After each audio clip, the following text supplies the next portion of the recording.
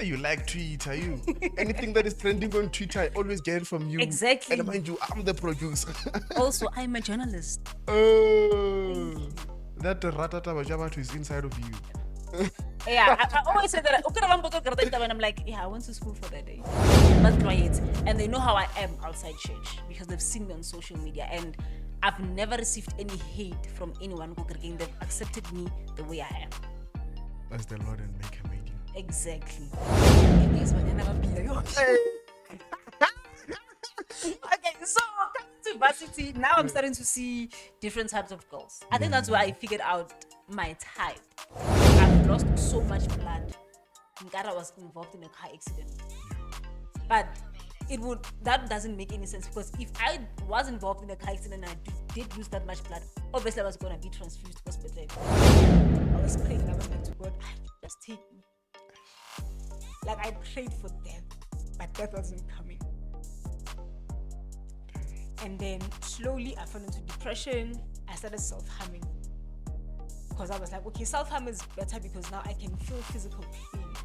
Because yes, I was feeling physical pain from the treatment, but also it came from, like I was also feeling a lot of emotional pain that I can't share with anyone in the house, that I cannot share with my friends. Authentic Reflections with Lesetja Senosha. Hey, what's going on, guys? Welcome to Authentic Reflections with Lesetja Senosha.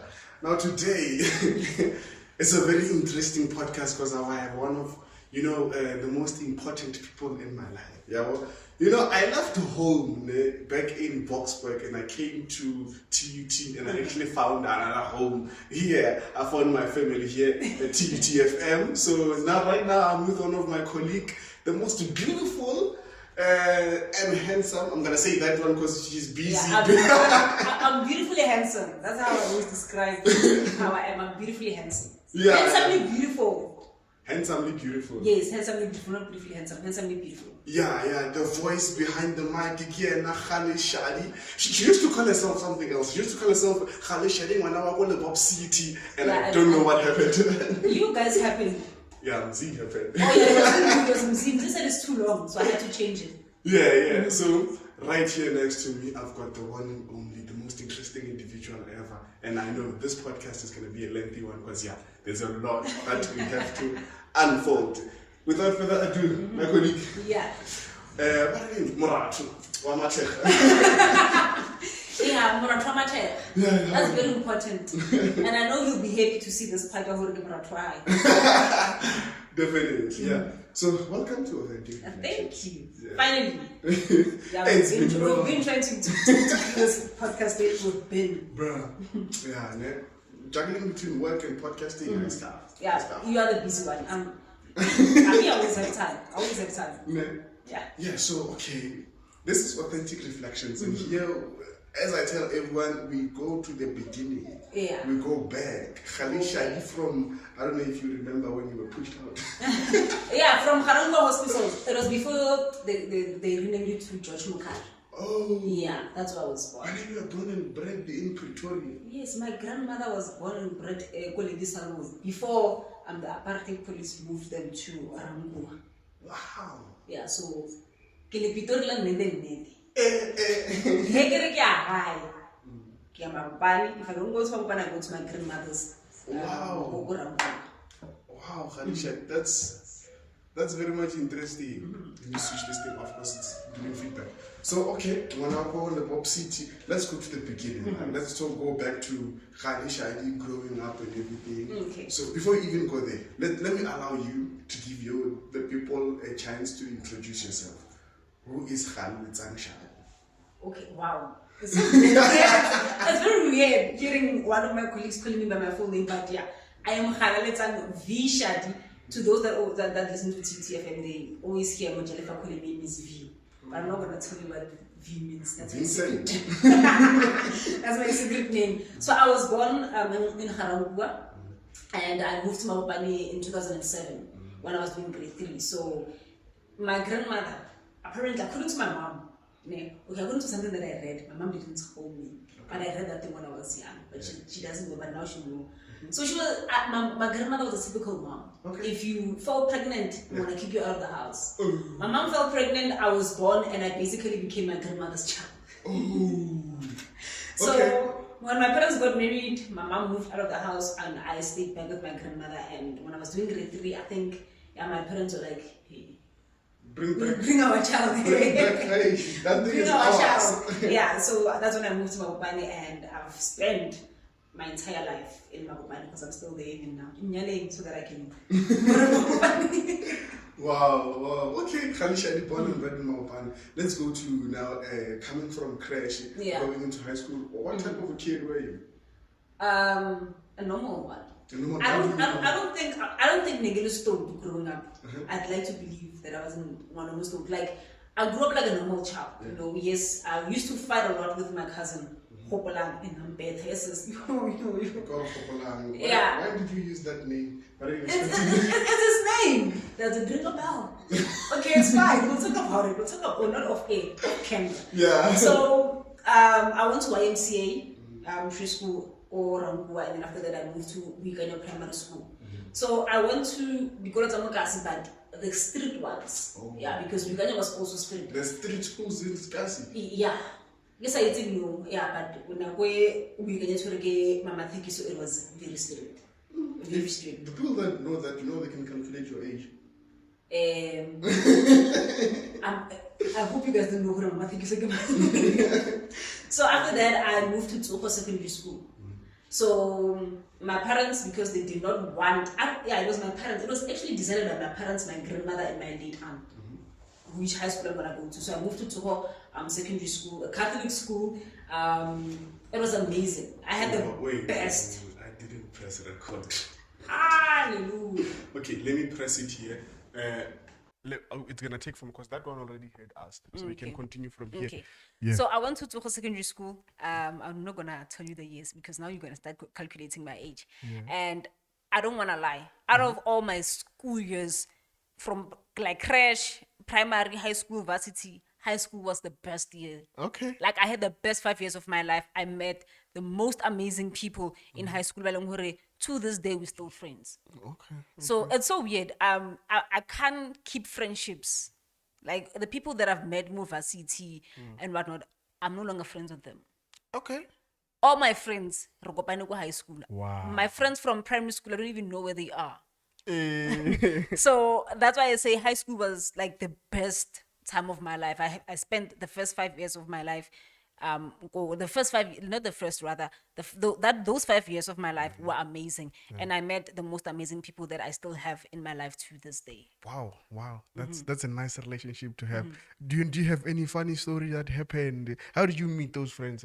That's the thing. I don't know how we became friends. Okay, I know Katlotle, first day of high school, my table mate, the Lesetja, we went to the same primary school. Yeah.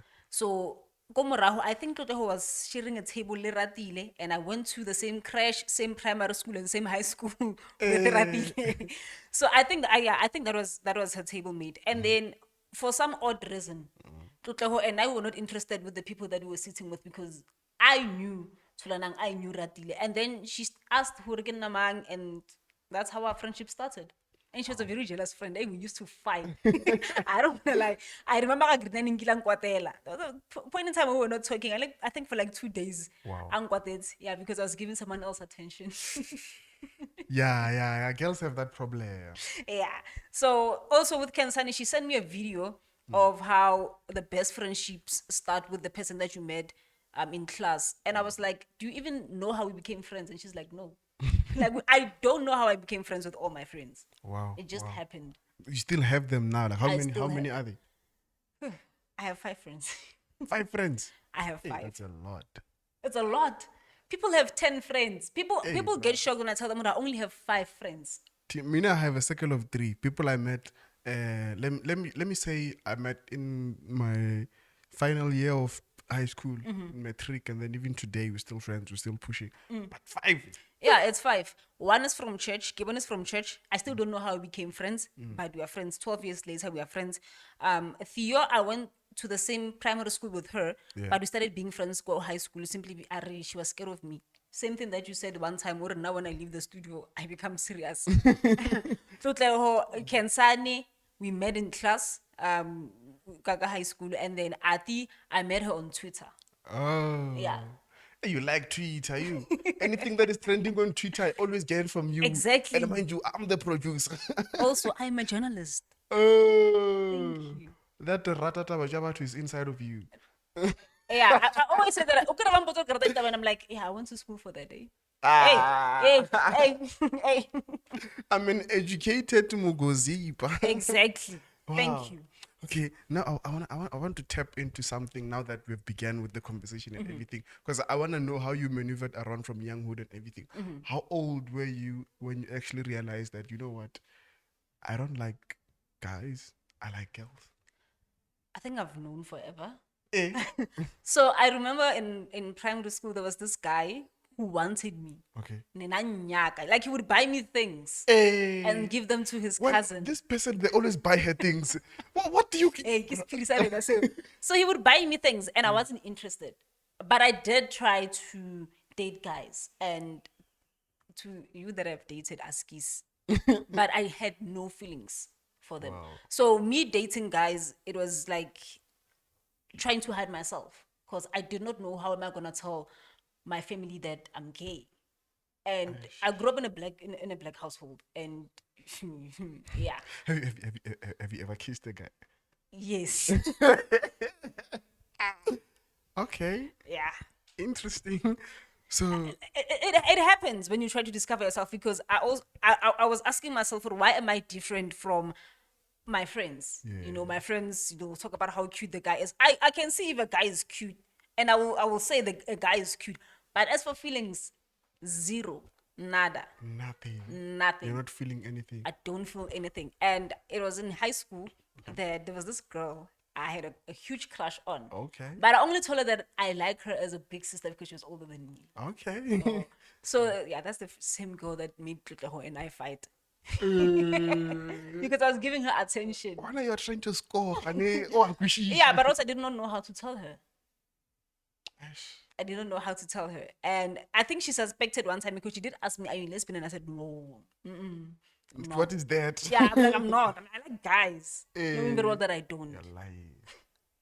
Wow. Like, how did your parents see, like, the type of clothes that you're wearing at a young age? Did they show any hints of, okay, this one likes guys? Okay, so they used to buy me girly clothes. Okay. But whenever I was wearing pants, I would style them the way like Gabriel.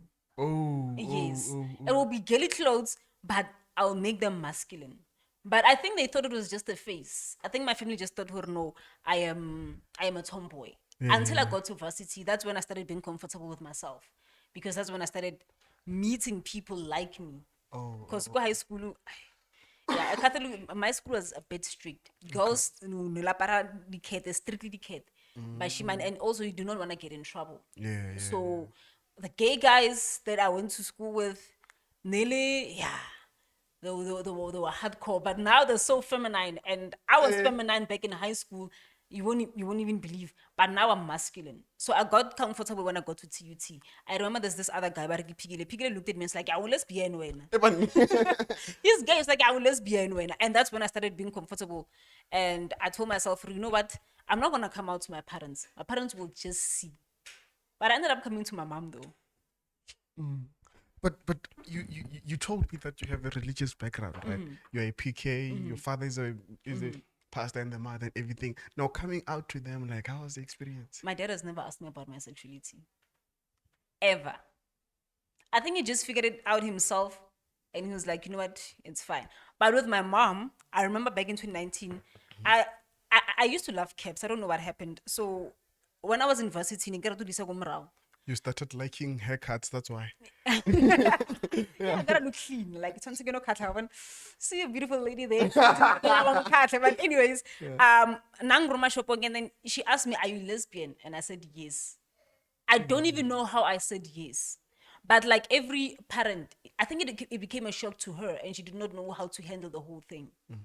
And it took time for her to actually accept, or you know what, ngwana go jola banyana, because now I can speak to her about girls. And even go church, they know when I'm at church, ke apara skete, even though I chester because I cannot walk like a girly girl. And they know how I am outside church because they've seen me on social media, and I've never received any hate from anyone. They've accepted me the way I am. As the Lord and Maker made you. Exactly. This is the image of the Lord. Wow, Galaletsang Shadi. Wow, that's a that's a good story of like coming out, you know. Because It's for some not. people, I did not want her to ask me. for some people, bro, they take you to the room, they murder tag and they say, repeat, are you lesbian? Yeah, I'm just glad she didn't do that. She just kept quiet after that, and like for a couple of days, Askis. But yeah, she did keep quiet for a couple of days. At that point, I did not understand. I only got to understand now that I'm older. Okay, I put myself in her shoes and said, I understand Nataba. Maybe what would people say? Yeah, you know, and because of surely she had that thing. I go stress something. If there's a party, I go like this. Yeah. I know, that's proper, that's proper. Now let's talk about maneuvering throughout primary. Okay, primary, you had not had, you know, you haven't started dating girls. And primary, high school, yeah. Even high school, you never dated I girls. was in the closet. Wasn't that eating? Was that not eating you though? It was, because also my friends did not know that I'm gay. They didn't see it. Nothing. Have you ever had a crush on one of your friends? No. It's weird, but no, I've never had any. I've never crushed on any of my friends. I would catch offense if I was them. I'm not attractive. They know I love them, but hey, guys, I've never seen you in that way. I think I have. Well, that's what they say. I have a type. Oh. Yes, I have a type. Yeah. You have a certain type that you're attracted to. Not everyone. Yeah. Just that specific type. Yeah. I know. I get it. So yeah, now let's talk to me about now coming to varsity. First day in varsity, you're there, or level about and everything, and then you start seeing girls and everything. How was this? How was the experience? Guys, banyana ba pila, yo. Okay, so coming to varsity, now I'm starting to see different types of girls. I think that's where I figured out my type. Oh. Yeah, well, so in high school, yes, I did see the specific girl that I was very attracted to, and she used to fall under the category. The type. I'm not gonna say why she used to, Yeah. but she used to fall under that category. The type is that. Oh, okay. She was, but now she's not. No, now she's not. So Uluzije, velu. no, okay, ishkerata. You know, so she started gymming and she lost a lot of weight. It's like, you're no longer my type. So, first year of varsity, that's when I got my first girlfriend. So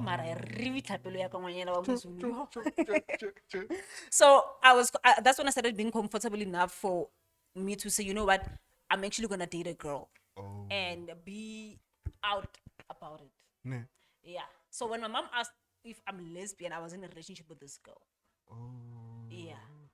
Okay, and then But she took my heart and I whippy. that's the end route small too. Yeah. Wow. Okay. So how many male exes do you have? Okay. Asking for no expose, but I had a boyfriend back in church. Okay. Who I ended up crushing on his sister. I had a boyfriend at church. Have you ever watched the sitcom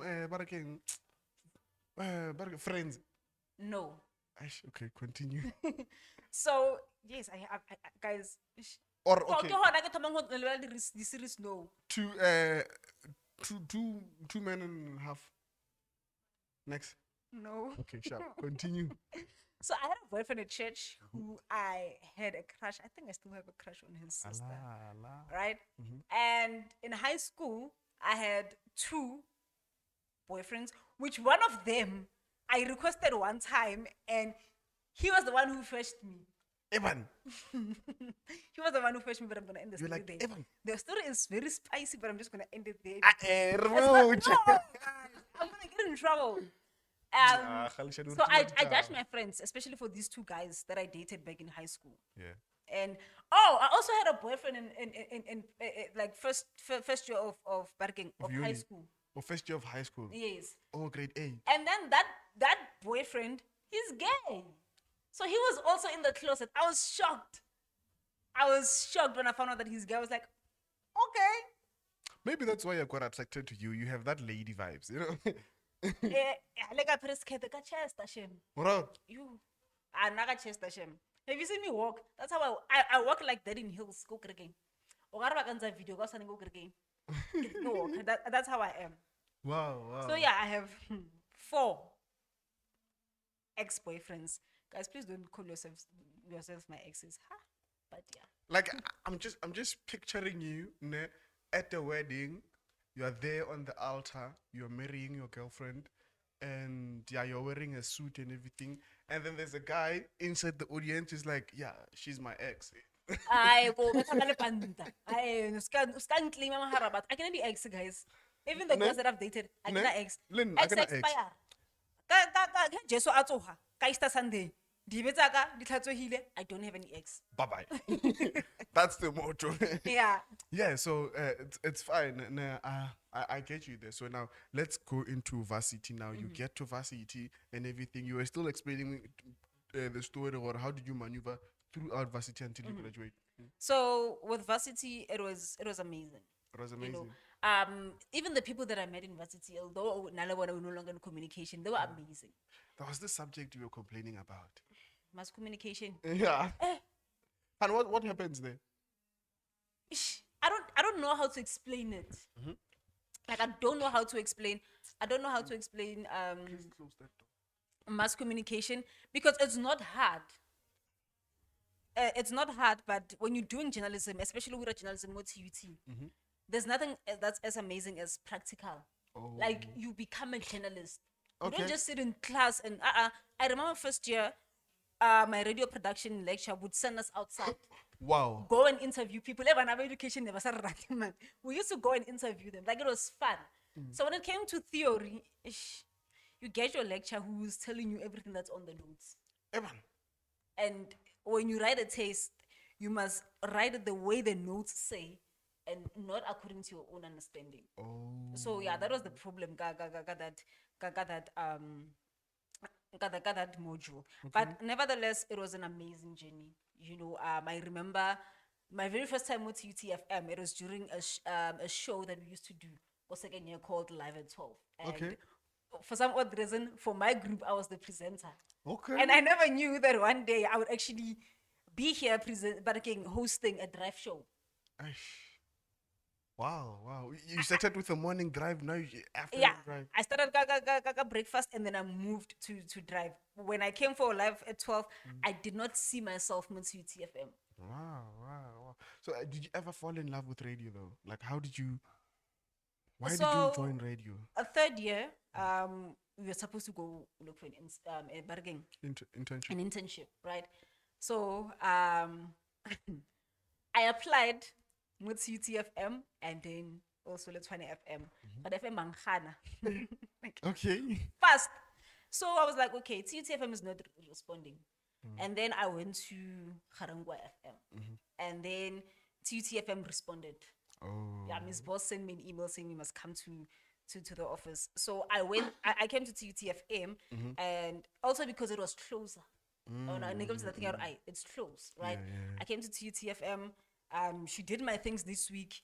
And then I received the message next week, Monday, you are on air. Evan. On breakfast. No training, nothing. What's it? Like I was so scared. Like I don't want to lie. The first time I was on radio, okay, it was the second time. But the very first time I was on radio, like professionally, with people around listening, I did a very horrible job. Your number. I did a horrible job. But it was first day, you know, and then I told myself, no, it's fine. My next, tomorrow, for my next blessing, I'm going to kill it. And I did. You did. I did. Because who's the drive? How? I once heard you reading the news. You're good. You must. I'm gonna expose you. I'll talk to Sister Boss about you. This one is a very good news reader. I do miss news reading, but I love hosting because it challenges me. Which is one thing that people don't believe. I'm an introvert. Oh. Okay. Ne, I have social anxiety.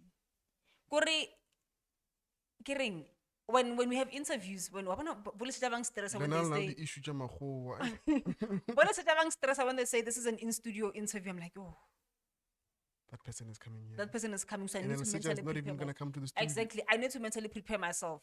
So the very first time I was on radio, I was very dependent on. I become dependent on the people that I do the shows with.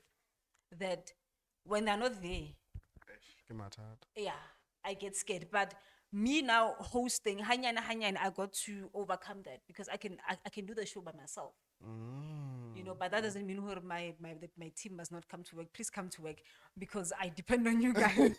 But they help me. Like they don't know, but they help me get through my anxiety. Oh. Like the moment I switch on the mic, my heart starts pounding and no one knows because I'm like, okay, Khali, you've been doing this. You've been doing this. I pretend as if I'm okay, but I am not. Deep Hey, down, you're I can't wait for my link to finish so that I can switch off the mic and you call more. Hey, you're very good at pretending because now I didn't see that. No Okay, one believes it. I saw it the first time you arrived. On your first show, I saw, okay, yeah.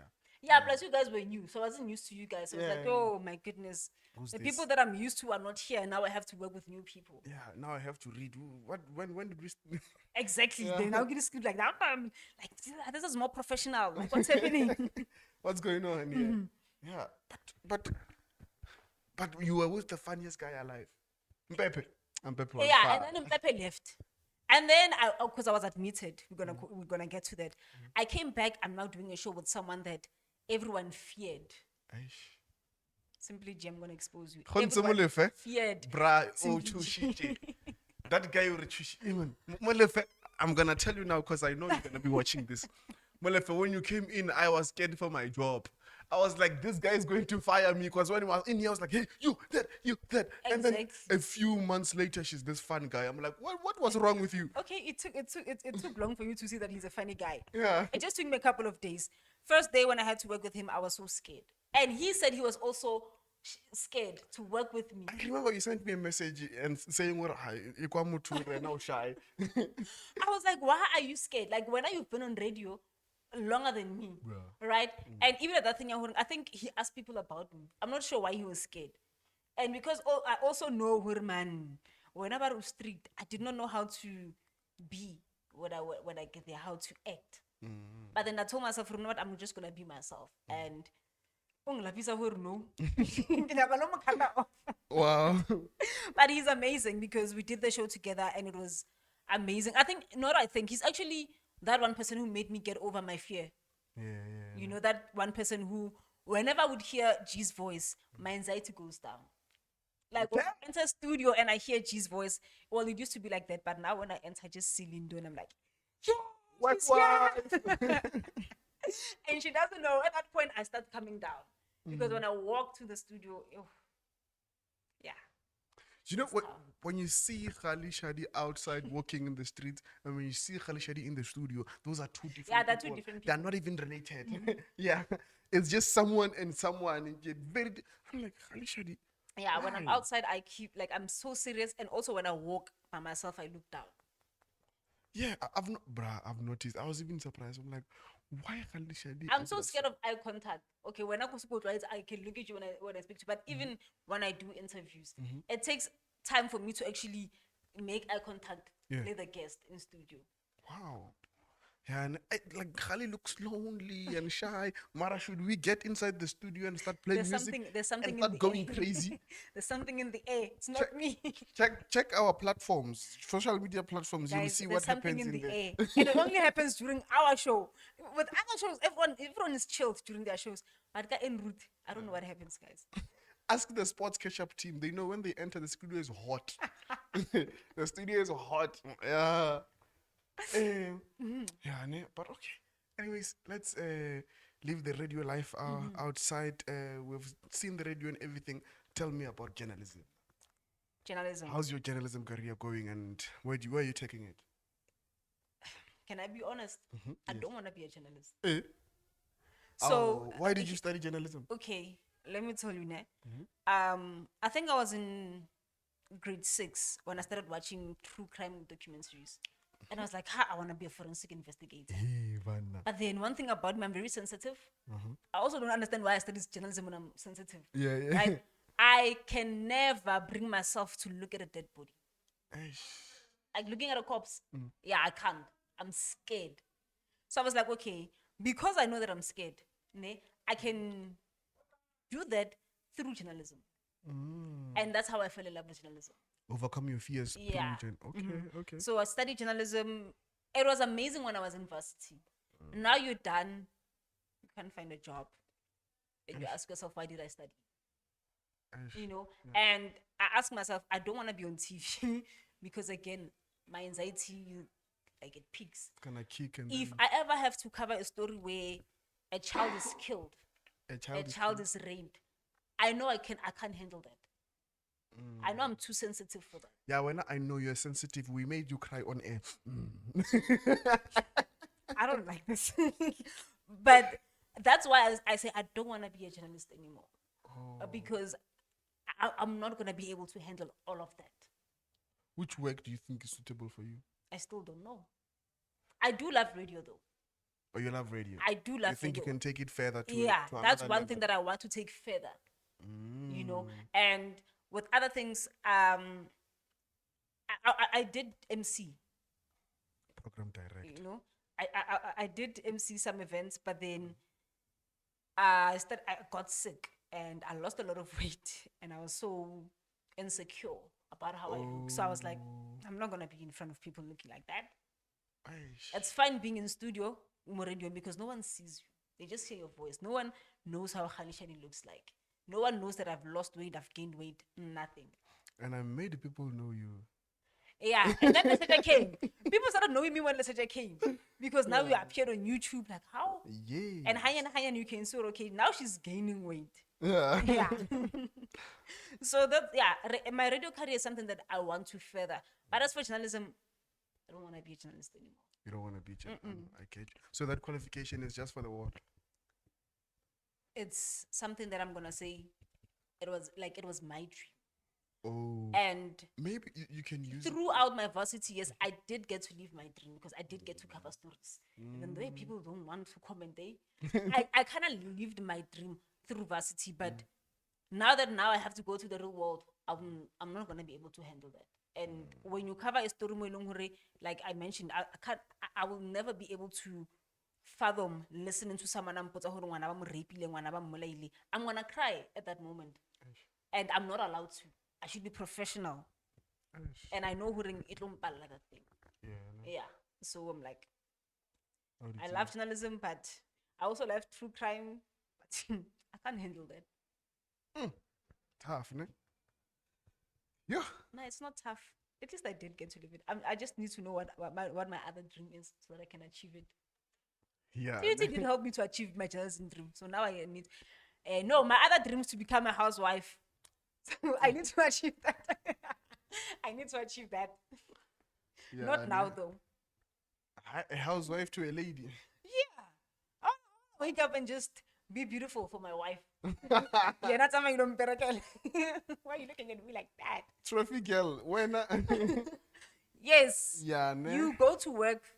That's the thing. I have so many wives here at work, so I must just take a break and they must work for me. Lindo, Bring the money just home. know, Khali is gonna leave you with the studio, and you'll work for the You family. bring the money. Yeah. You bring the money home. My job is to look handsomely beautiful for you guys.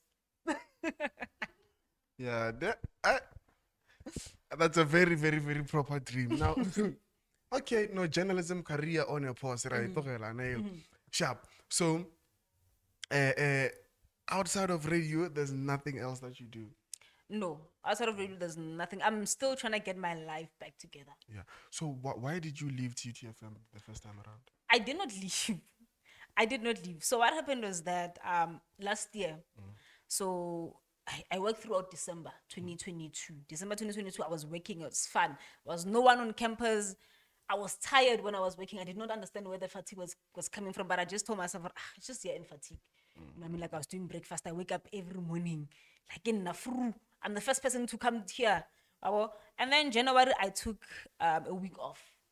Then I came back with so much energy, with a fresh cut. I was ready for work. I came, I did the show, went back home, and that's when my life took a 360 turn.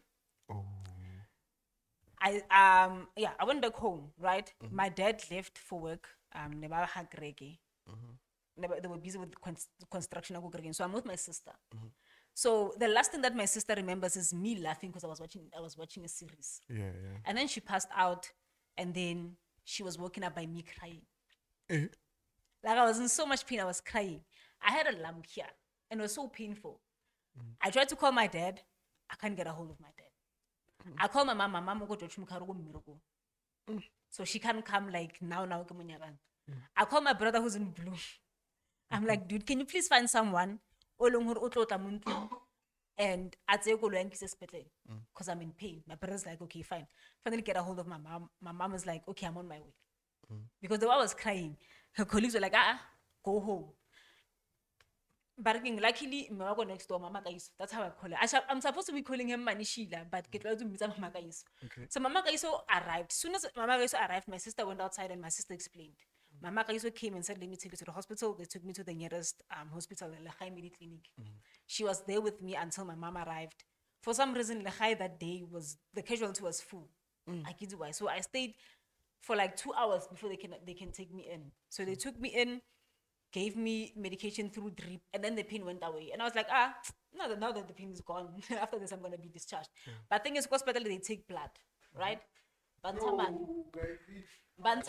and everything. So we do apologize for that. So when they took my blood for blood tests, results came in, and I remember the doctor coming and saying, "Who are you with?" And I'm like, "I'm with my mom." And she was like, "Okay, I'm gonna call her." I'm like, "How? I'm 23 years old. Why are you calling my mom?" Yeah. So my mom came, and then my blood results showed that I've lost so much blood. Nkara was involved in a car accident. But that doesn't make any sense, because if I was involved in a car accident and I did lose that much blood, obviously I was going to be transfused to hospital. So my mom and I did not have an explanation as to why did I lose so much blood. So they called our family physician, and he was like, "Nah, admit her and get her transfused." So I was admitted just to be transfused, right? Yeah.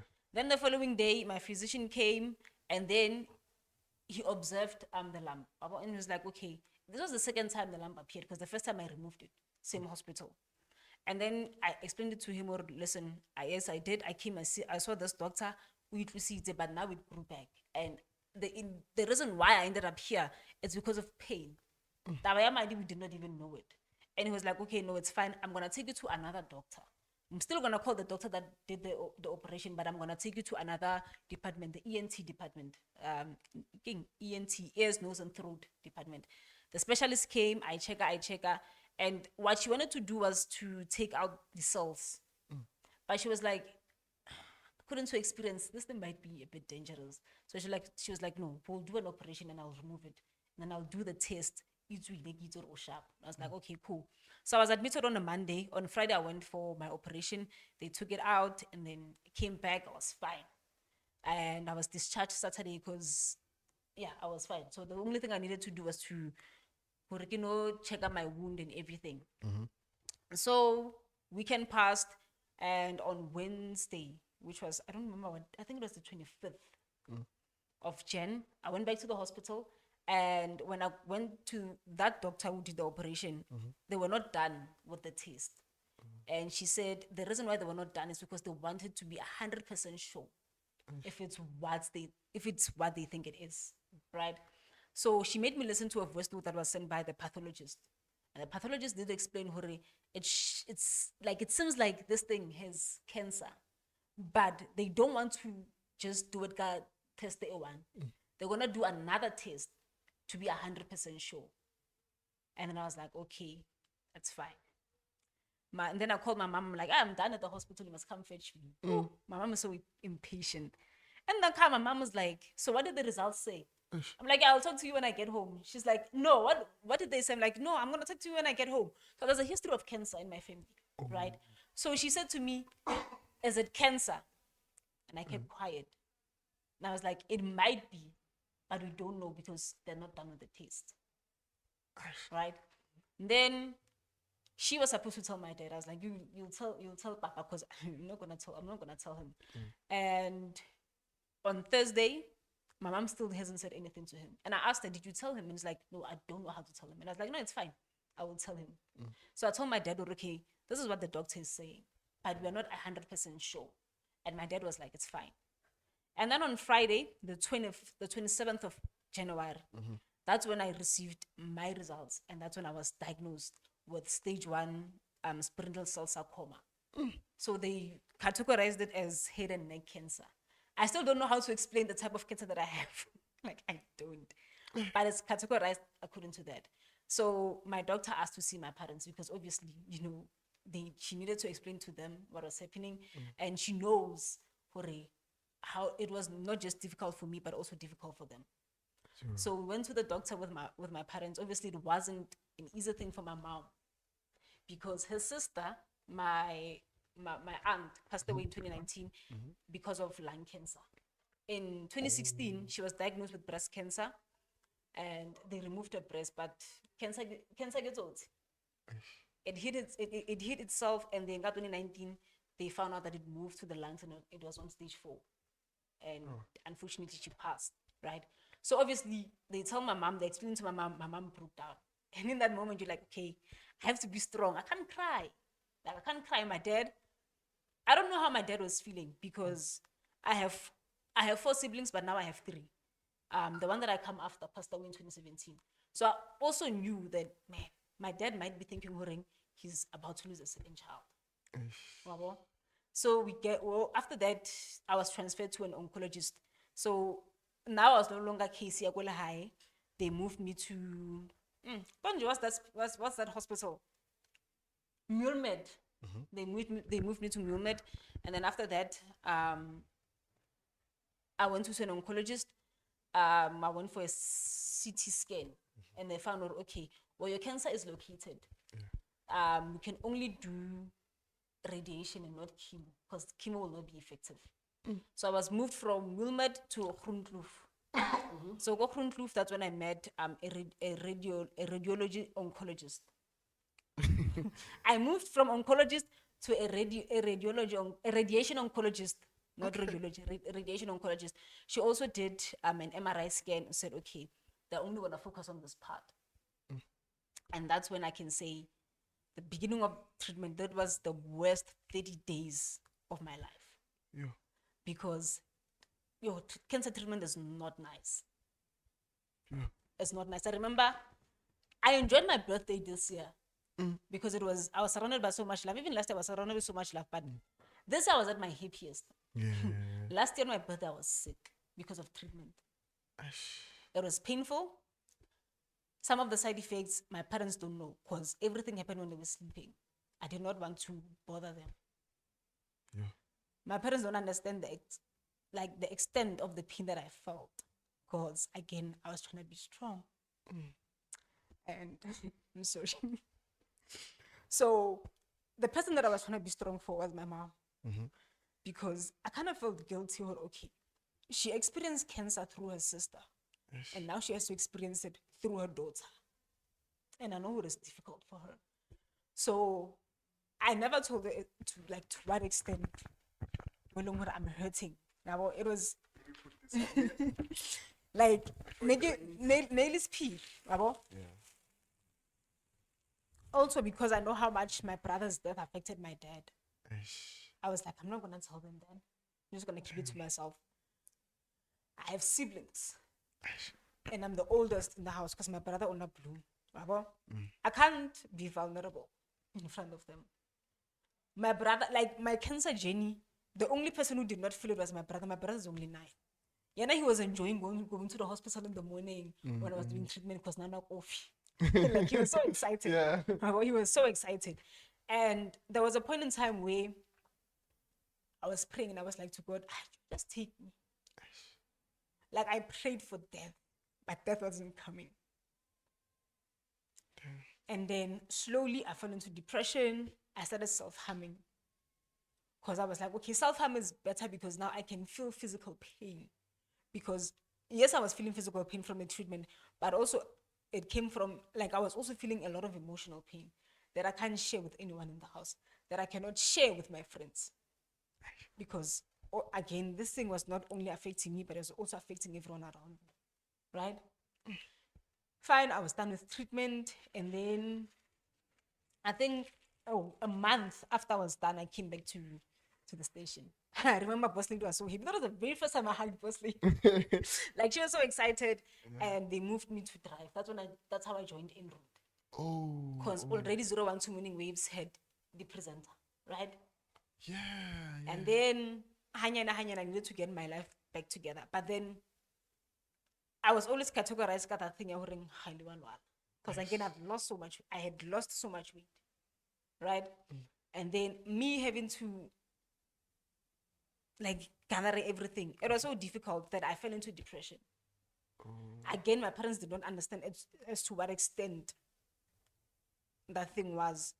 Then I went to Kalinin Wellness Center. I spent 14 days there, seeing a psychiatrist and a psychologist. And I realized, with my genia cancer, my fear was death. And it wasn't me fearing death. It was me fearing how my death will affect my family. Because I knew, if I pass away, my mom is not going to take that war.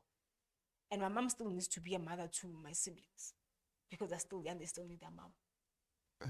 It's going to affect my dad, because he's going to lose a second child.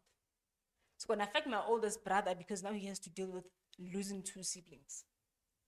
My sister is a quiet person. She doesn't show any emotion. So I still do not know to this day how my journey affected her. But one thing I know is that my sister doesn't visit me when I'm at the hospital. She did say it's difficult for her to see me hospital than going to visit any other person. So my sister is able to go and see her friends, but with me, my sister's never seen me go to hospital, because she did say that it's difficult for her. And then I was like, my little brother, man, I'm so close to my little brother. So imagine me, I'm home today, and then all of a sudden I'm gone. So with my cancer journey, I never thought about myself and how that thing affected me, but I was always thinking about the people around me. And then my depression also came from the fact that I did not deal with my grief. So remember I said in 2019 I lost my aunt to cancer, right? 2 weeks before my aunt passed away, my grandmother suddenly got sick. And for the first time, my grandmother, who was the strong matriarch of the family, couldn't do anything for herself. Now we're dealing with my aunt being in ICU. My grandmother is sick. She doesn't which is for the very first time we've ever seen her that sick. Then my aunt passed away. She passed away on a Sunday. Again, I was watching at the time. So when she passed away, no one said anything to me. No one did not know what to say to me, because her and I were so close. I spent 14 hours not knowing that my aunt passed away, because they were trying to figure out who was going to tell me and how are they going to tell me. But eventually they did. And as I was trying to process my aunt's passing, December 2019, my grandmother passed away. Now my fears are like becoming reality, because my fears were always, I don't want to lose my mom to death. I don't want to lose my grandmother to death. I don't want to lose my aunt to death, because these are the women that kept me going. Now I've lost 2 women. I'm only left with one. And also I have to be strong for this one, because she lost her mom, she lost her sister. And my mama last born, she's a baby. And they were babying her. And then January 2020, so it's November 2019, there was death in the family. December, death in the family. January, we lost my aunt's husband, whom I was also close with, because when I was doing matric, so I did not deal with that. Also, I lost my brother in 2017. I did not know how to deal with that. So I was dealing with grief of these 4 people and not knowing who to talk to. I had a near-death experience. I still cannot talk to anyone at home, because I felt like that was going to be selfish of me. How am I going to tell them that, I'm scared, whereas I know they are scared? I was thinking, hey, man, it's going to be so selfish for me to sit my mom down and be like, this is how I'm feeling, because I know the whole thing in Mutoria. It was when I started becoming better, where my mom said the first few weeks were so difficult for her to sleep. She couldn't sleep, because she would dream like pizza, and that only meant one thing. She wasn't focusing at work. because that's what she feared. So I had to deal with grief at these 4 people. And then I think I was in denial also with my cancer. That's when I had to accept I have this thing. And I also had to accept it might even come back. Because I'm on remission now. Done with treatment. I'm yet to find out if the treatment worked. So I have to go for a scan. I still don't know if that thing had spread or it's a male. But also, I know chances are it might come back. Yeah. So that's how my life took a 360 turn. I did not leave TUTFM. I just had to take time off. Some things now start to make sense, you know. I was asking myself the day you came back, it was the cleaning campaign. Yes. When you showed up the happiness and how Sister Boss jumped on you, I was like, okay, what's going on? The next thing Sister Boss gives you a sugar cream, favoritism. No, I was always here. Now that you explained, bruh. I was always here. And the thing is, Boss Lady found out about my cancer before my mom did. I was able to tell her first before my mom found out.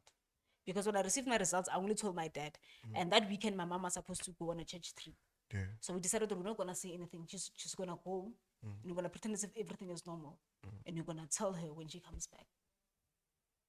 So she came back. I also came back to work that Monday. And then I told Sister Boss what's happening.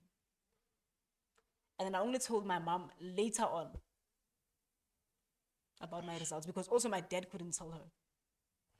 I'm thinking about it like you at that moment where you're like, you know what, God, like do as you must, you can take me. But at the same time, you're thinking, no, if you take me, exactly. I'm like, okay, I was ready for death. I was praying for death. But at the same time, I was like, oh, my mom is not going to survive this. Like, my mom is not going to survive. And I love my siblings so much. And if my mom does not survive, my siblings are going to suffer. My brother is going to... I just knew like life at Tapang was just gonna go because this is the second sibling. My Tapang is the oldest. He had to deal with our brother's passing. He was old enough to understand. Now he was gonna have to deal with mine. My dad, I know how my brother's passing affected him. I don't know how my brother's passing affected my mom because my mom, but I could see from my dad because also so my dad was the one most of the time taking care of him. So I know him passing away took a toll on my dad. So I knew okay, if I pass away, hey, these 4 people are gonna suffer the most because this one is still young. Exactly, but I know that void is no longer there. It's gonna be there more because we are so close. Even though we fight, even though he terrorizes me every day, I just knew he was gonna feel it. Wow. Khalid? Yeah. Sure. That's an experience. That is an experience. And I asked myself, like, God, I'm only 24. Like, I was diagnosed at 23 because that was in January and then I was like, how do you expect me to deal with all of this? On top of that, I had to be strong for my friends because they are scared. And they're very vocal about how scared they are. And I've always been the strong friend. And I'm like, I can't fail them now. I still need to be strong for these people. And it's not that you're being strong, you're just looking strong. Yeah. The truth of it is that... Yeah, I was looking strong. So if that thing, you're a strong person. And I always tell myself that I am not. The strongest people are the people who were around me during that time. Like, my strength was coming from my mom. I did not... Okay, I like the first week, I did see how that thing affected my mom. But she also hid how she felt. So seeing her get manangara, I sharp. That's where I got my strength. But trust me, the whole journey I wasn't strong. I cried myself to sleep every day. Every day. Shadi. Now you can put that sticker, survived cancer. I'm only waiting for my MRI. Like I always say, when that day comes and I receive my results, I can't wait to say I'm a cancer survivor because I know I am. You know, Roman Reigns is also a cancer survivor. Yes. Yeah, bruh. There's a lot that have fallen to cancer, like the likes of Nelson Mandela's Granddaughter, Zweleka granddaughter. Mandela, yeah. Zweleka That's also where I got my strength, because I would go through her page and I'm like, if she can do it, then I can. But there are those days where you're like, I'm tired. Like, I'm just tired. Khalina wa re tshosha, Kgale. Like, nah, Wa don't re be. tshosha. Don't be. Okay. You know, there was this other what would you do? I don't know. Check out TTFM. There's what would you do? There was this other what would you do, and you said something, and then I didn't know your situation and everything. You said, "Ore, on the what would you do?" You said, "Ore, I would tell the person that I bumped the car into, I'm stressed, I'm battling cancer." Oh, yeah. Just to get out of the situation. Okay, it wasn't a funny thing, ne? But whenever my friends do something, I'm like, yeah, but then I have cancer. Like, what do you mean? I have it.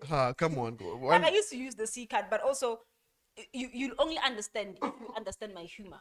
Oh, So why to does them, I'm going to yes, as scared as they were, they knew that I do that, just to like to make a joke. But hey, if I ever bump into someone's car, I'm gonna use that, like, oh, I'm stressed. Hey, I can even show you my medical record. I have cancer. Yeah. Now I understand what is happening. Sheesh. Khali Shadi. Mara mina, I would like to believe you are here today because of Ereze. So it means you're not going anywhere. Yeah, but also I need God to remove me from his list of strongest soldiers. I've proved myself. I just need to rest. Yeah, now Like, I need to- now we need to put you in the office. You know, Yeah. when we fight, CEO. Yes. Because wow. yeah, now we'll have other fighters on the ground. Now your term is done. Yeah, no, my time is done. My time is done. I'm tired. Yeah, and then, let's get to more lighter things. Yeah, this one has been heavy. So you've reached that age. Yeah. Ne? Halfway between. What age? Yeah. Yeah, that age where people must now move out of house. People must now. No, before I even get to that one, I want to talk about your relationship life. Yeah. Yeah. So, tell me about there was a point in time. The thing is, I hear things, and then I note them, I jot them down in my mind, and then I'm gonna get back to you later on. You know, every time when I'm in studio, I listen to you guys and I hear you guys, and sometimes it can be just conversations here. I hear you guys and just keep quiet, but I heard it and it's stuck in there. There was a point in time when you mentioned something like you have this other partner, ne? You had rather this other partner that lived around your casa. You guys would break up, fall back together, break up, fall back together. And she was the only person that you can actually do the deed properly Wow. with. Now tell me about that relationship. How was it? How did everything So that's the girl I was referring to earlier on the podcast. Ture, she is my very first girlfriend. go? Okay. So this is the girl that took me out of the closet, and this is the girl that I was so much in love with. So much in love with that when we broke up and I got into another relationship, which lasted, I think, like 2 years and a couple of months.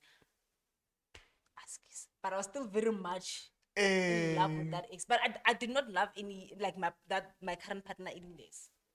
But I had that soft spot for my ex. And she knew that even if she would call and say, I need you, I would drop everything and go to her. But the very same person is the reason why I also ended up going Kalinen and going to seek help. She was toxic. Very toxic. The relationship was emotionally abusive. Two of my relationships, like, this is my third relationship that I'm in. These two were emotionally abusive. And yes, I know I was not, but again, I have my flaws. I was not the perfect partner. But when I was telling my therapist everything, and he made me realize, sorry, I seemed like someone who was longing for love.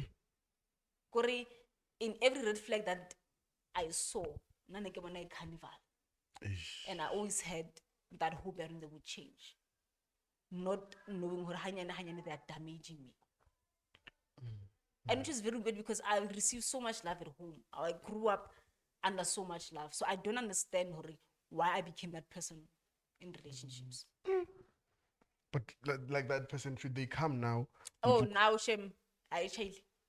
Even if she can see this, she knew when she left it the last time, when we parted ways the last time, where Khali has a soft spot for me, I no longer do. How did that happen? Because I think me going to therapy and talking about it, that's when I realized, oh no, man, this person doesn't actually love me. This person loves the idea of Khali is always there for me. I want to know, like, what actually happened when the last time when you guys parted? She started changing when I was diagnosed with cancer. We were in a relationship. She cheated. With a guy? When with I a was girl? in the hospital, or with a girl, Oh. she was cheating.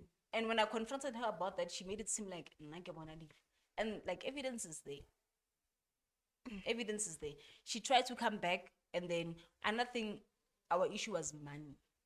She expects me to do things for her. Ish. Like, I don't ask people for money. Now, if I want money, if I'm broke, I go to my parents. Yeah. I don't go to anyone else. So that was our problem. And I was like, okay, before I was admitted for 14 days, we stopped talking. Like, that's how our relationship ends. We just stop talking, and then we get back together, stop talking. And then I went there, and I explained it to my therapist, and my therapist was like, do not allow that person in again. Stop being that person who is always there for this person, because she's never there for you. She was never there for me throughout my cancer journey. Through treatment, and now she was having fun. She was cheating. It was nice for her. So I think it took cancer for me to realize this person never loved me. This person knew Khali has a soft spot for me. And then she decided to. Yeah. So I had to tell myself but it's fine. You showed her love. It's time to move on. Mara Khali, no man, there's something that is wrong. Khali, when you've been running, man. You've been the sexy Khali, when the girls see you, they float, they fall down in the bottom. What do you mean you have 3 exes? I have 3. No, I have 2 exes. I don't have 3 exes. This is my 3rd relationship. If I date you less than 6 months, you cannot say that. After that, I've seen people. I've spoken to people, but for me to categorize you as my girlfriend, 6 months. I also for the 6 months. I want It was just a situation. 90 days. Yeah. So, yeah. And then people will think that I'm a player. They look at me and they're like, I'm like, I don't. Instead, Whippy. yeah, they whip my heart. Wow. So, the current relationship, Yona, do you think this one? Yeah, no, she is. 3 months if you did, I'm like, I'm so shocked. Okay. I was shocked. 3 months if you and you're still in the happy state. Yeah, very. We haven't fought. We always the idea of us fighting. It's like, okay, how are we going to handle that? Stop. Because if there's an issue, we don't attack each other, we attack the issue. Oh. Yes. That's one thing that I also had to learn. That's the amount. Attack the issue. Yeah. A lot of girls lack that. Yeah. Whenever they see an issue, that you are the issue. Yeah.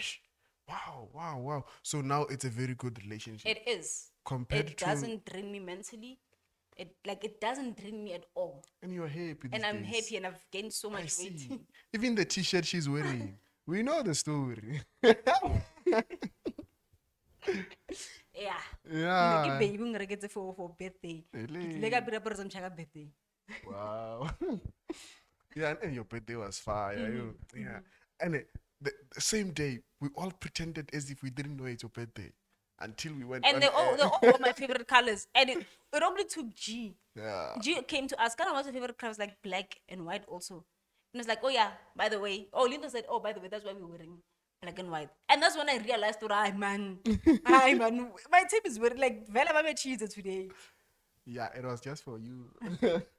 Yeah, and Mario birthday was fire. So yeah, now I think we've reached towards the end. I wanted to ask you about now future plans and everything. Are you planning on moving out of your house? Because you have at that age where you have to move out. Now, I want you to incorporate that with a final message that you'd like to leave with the people. If you're someone that is battling with maybe a disease or someone that is trying too hard to be the powerful one to their people that are close to them, or someone who's into radio as well and everything, what would you say to them to motivate them and tell them, "Oh, bro, take these steps. Maybe your outcomes might be better." Okay, so to that person who's battling a chronic disease, right? Because it's not just cancer. I also have anemia. I also have ulcer. So yeah, I am battling. I'm not just battling one. Just be vulnerable. Allow the people around you to be there for you. It's okay to cry.